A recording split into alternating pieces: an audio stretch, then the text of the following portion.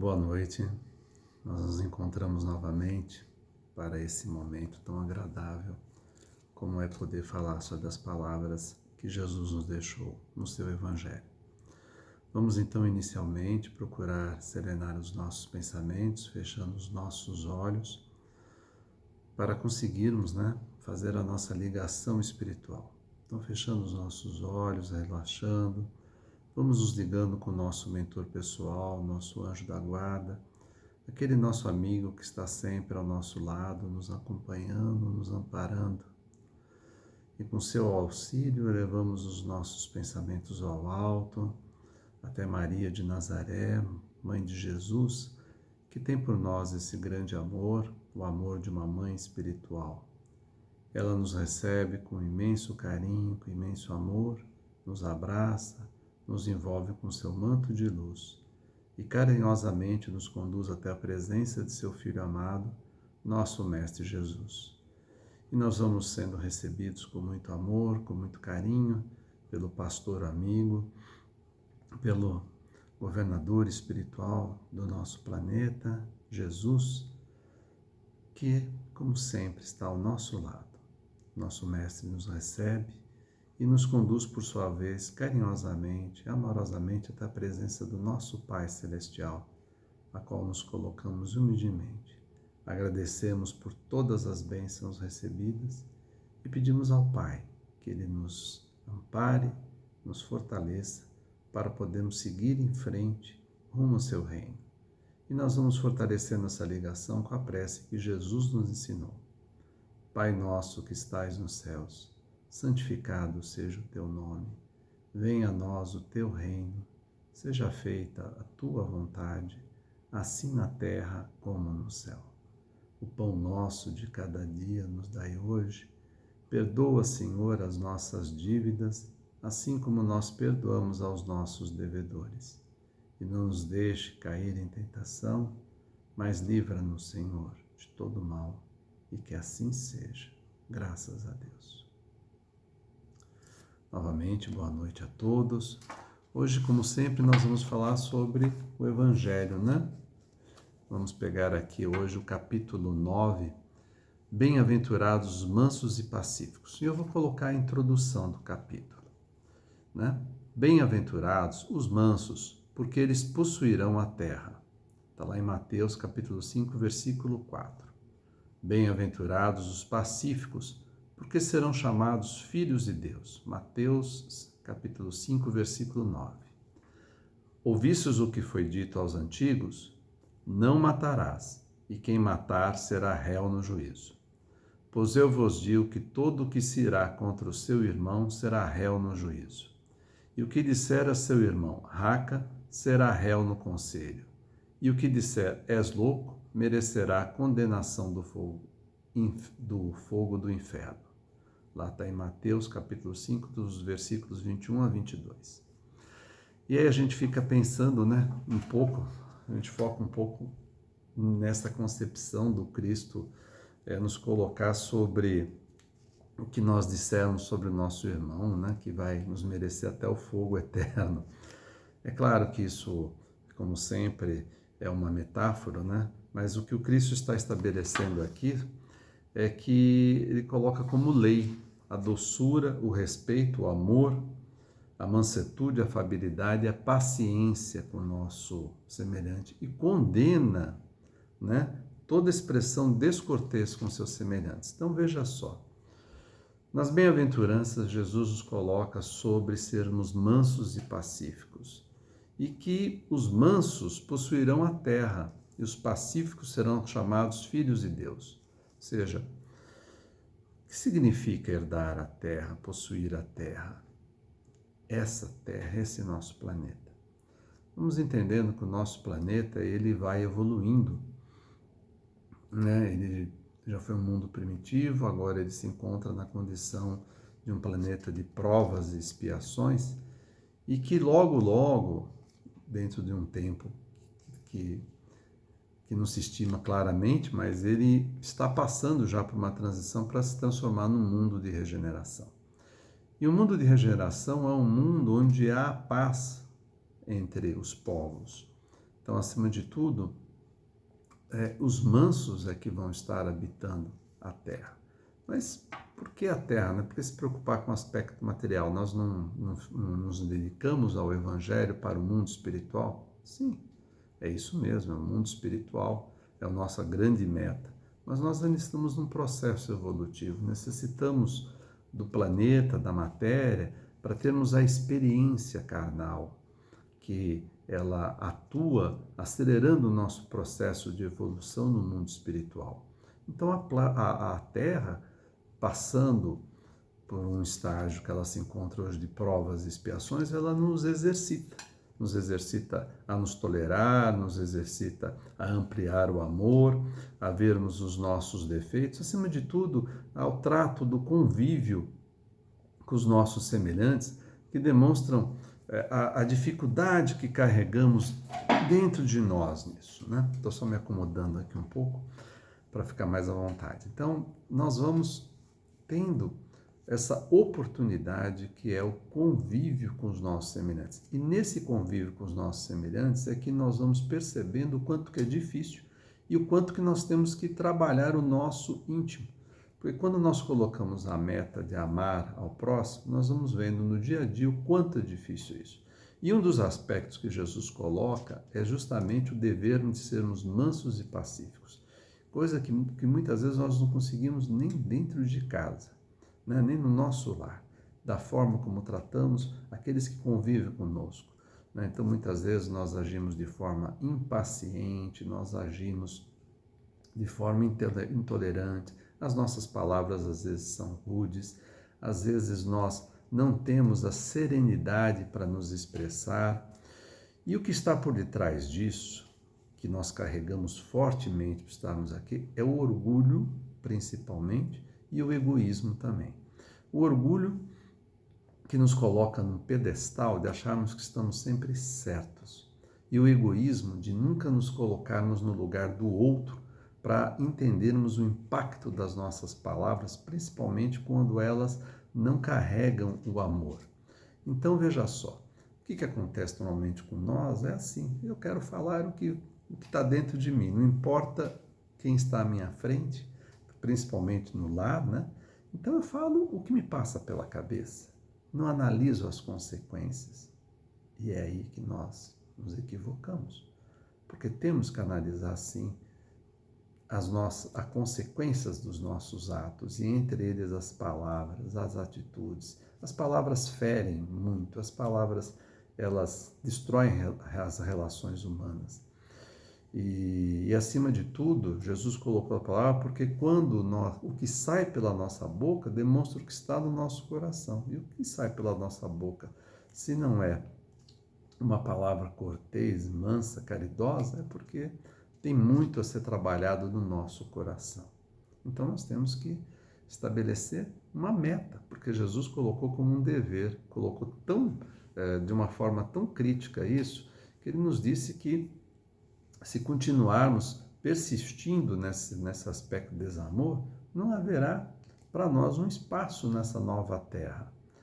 E a gente sabe, quando nós vamos estudando, que o planeta está passando por uma seleção dos espíritos. Aqueles que vêm aqui e não conseguem trabalhar o amor, não é que eles tenham, quando a gente tem que se trabalhar para uma perfeição já imediata.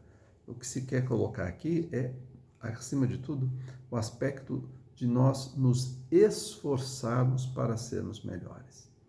Então, se nós não nos esforçamos, se nós não nos preocupamos com o nosso próximo, né? Se a palavra que sai dos nossos lábios são palavras carregadas, então, de amargura, de rancor, de raiva, e se nós persistimos nesse caminho, não nos preocupando com o próximo, talvez não tenhamos o merecimento de permanecer aqui para essa nova terra que vai surgir.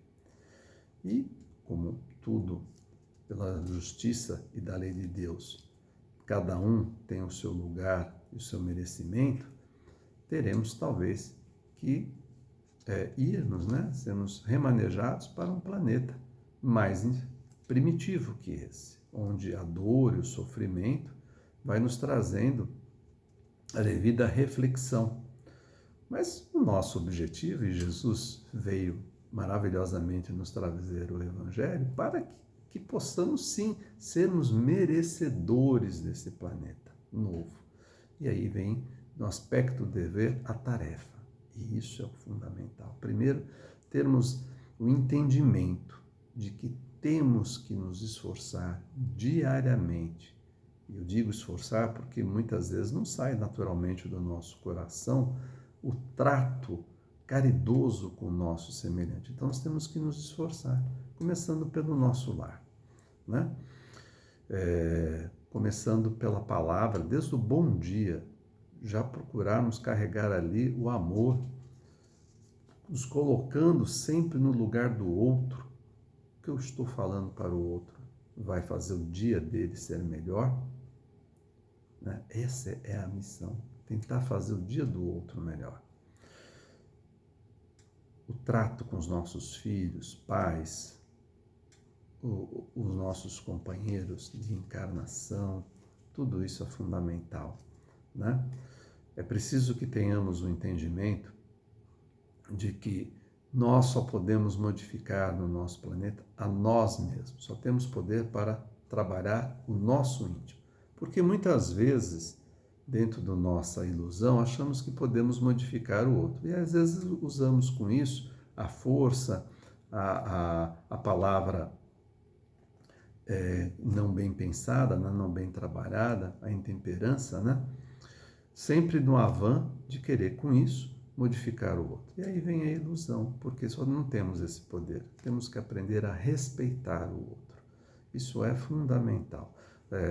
Vejamos, por exemplo, aspectos de irritação quando nós ligamos uma televisão, quando nós estamos no trânsito. Na televisão, ao ligar, vemos uma pessoa expor uma opinião que somos contrários, nos irritamos, criticamos, né? O que é isso? Isso é justamente o sentimento contrário a ser manso e pacífico.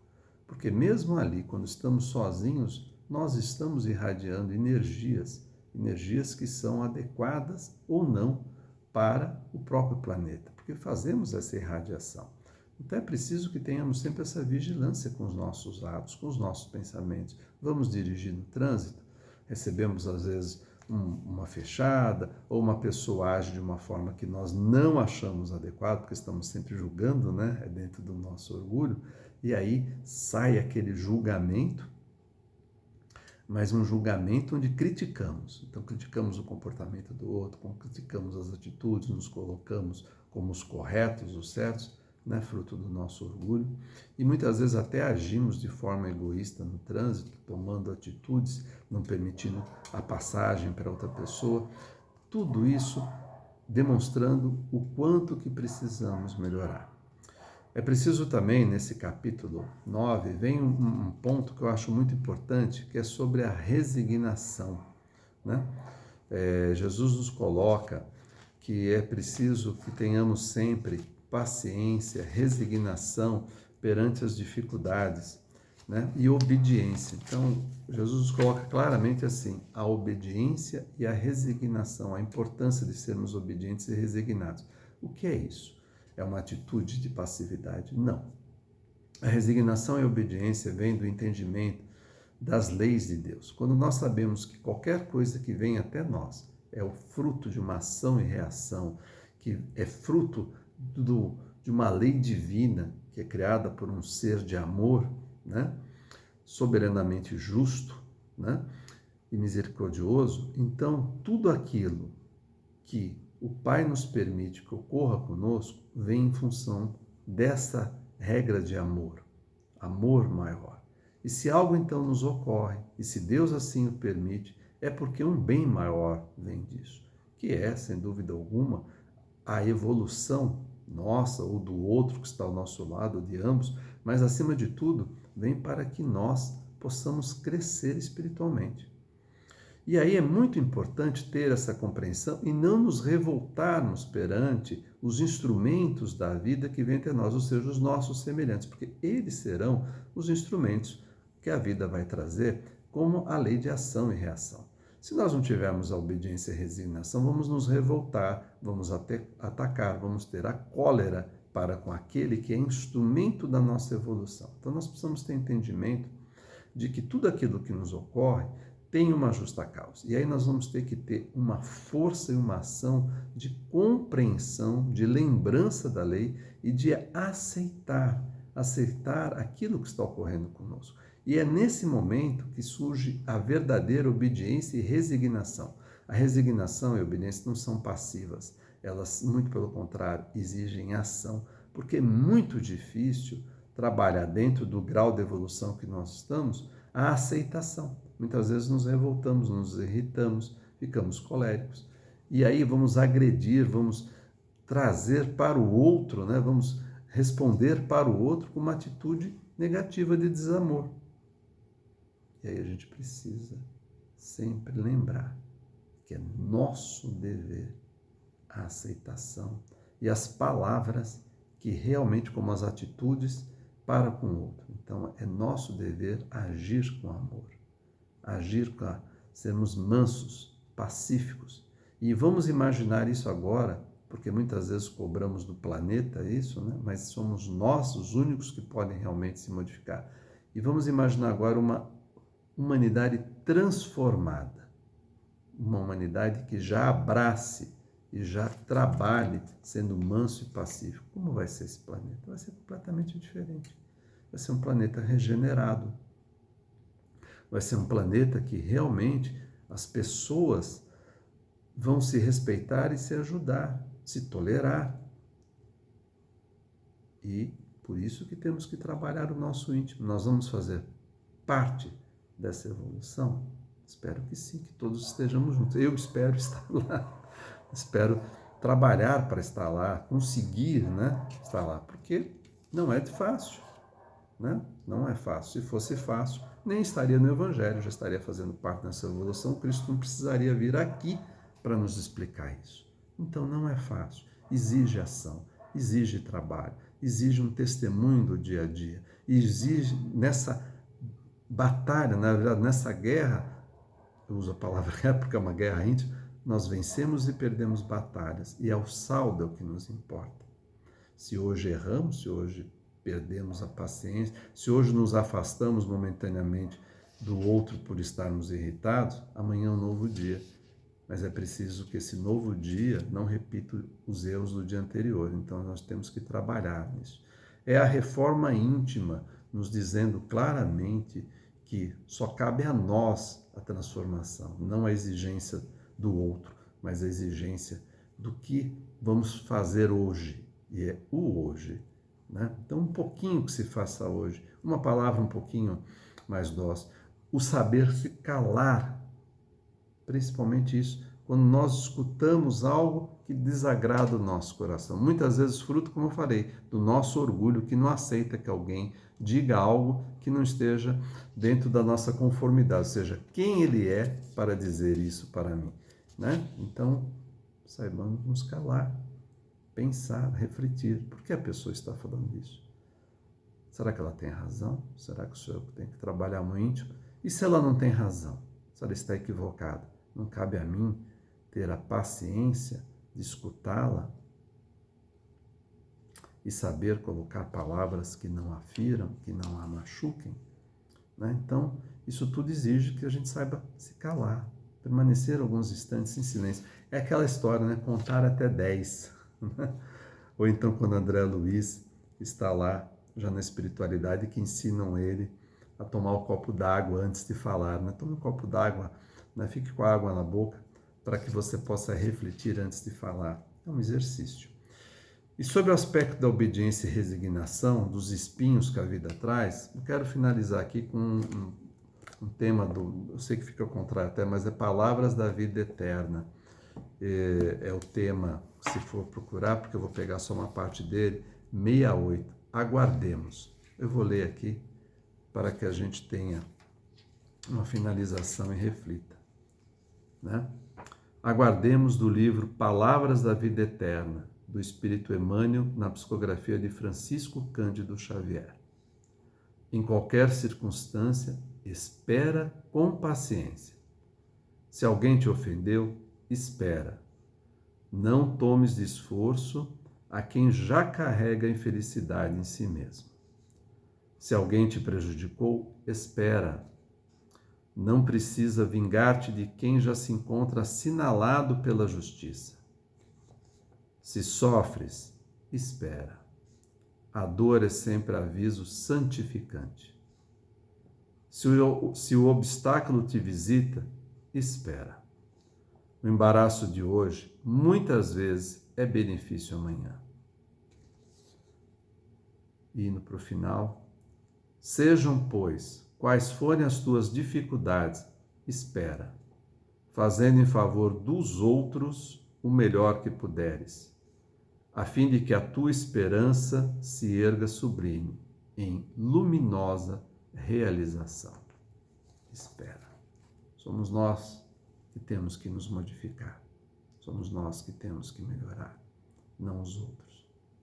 E é do nosso exemplo que talvez o outro guarde algo de novo e se modifique. Mas nós não temos que cobrar nem esperar nada de ninguém, somente de nós. Então nós vamos fechando os nossos olhos, agradecendo a espiritualidade que nos auxiliou, nos intuiu para as palavras dessa noite. Vamos então fazer as nossas vibrações de amor, envolvendo todo o planeta com muito amor, vibrando pela paz, a união de todos os povos. Vamos vibrar por todos os países, por todos os povos, por todos os dirigentes de todas as nações, vibrando para que esses dirigentes busquem cada vez mais a paz e a união.